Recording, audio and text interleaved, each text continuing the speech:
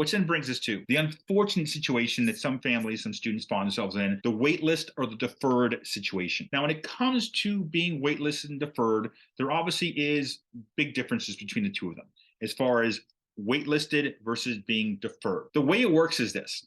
If you are waitlisted, you're basically at the tail end of a lot of stuff. Let me explain to you what I mean. If you're waitlisted, you're behind the early decision students, the early action students, the regular students. You're behind even the deferred students. Because deferred basically means you applied early action or early decision, you didn't get in, and they pushed you into a regular pool. Now, if you're waitlisted, waitlisted means you could be waiting forever, and it might not be any spots that open up.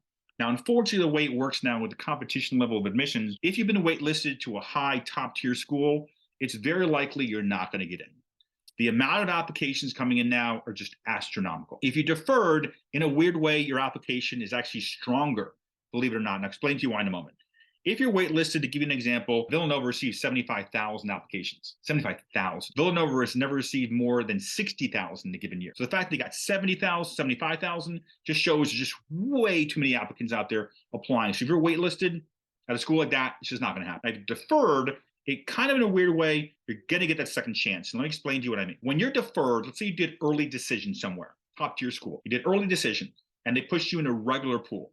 Well, what happens typically if you're looking at early decision for top tier schools and they push you in a regular pool is they're saying being deferred means we like your application. We just didn't have enough spots in early decision to let you in. But now that you're in the regular pool, you might be thinking, well, Ed, isn't that terrible? You pushed in the regular pool. Now you're in the vast field of the 75,000 students or plus, depending on the school. And the answer is not really from this perspective. Most top tier schools, if they take an early decision student or early decision 2 student and move them, defer them into regular, what they do is they put you kind of at the top of the list, okay? And the reason they put you at the top of the list if you're deferred for regular application is because they know that you said to them in the beginning, I'm doing early decision, which means you accept me, I'm going to be going to your school, which means in their eyes, they're looking at you, okay, if we have 10 students here and 2 of them early decision and the other 8 were just regular, and we got 2 spots, the first 2 people we're really considering for these 2 spots are the former early decision students because they already told us, you let me in, I'm coming. Because very likely those students are high acceptance rates, going to be depositing, going to be going there.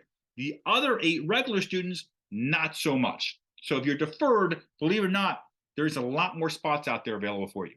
It's a lot less competitive, I guess you can call it, if you're deferred than has been in the past, especially for top tier schools, because the amount of applications they're getting. So waitlisted, probably not going to happen, unfortunately. Deferred, still have some pretty good chances here.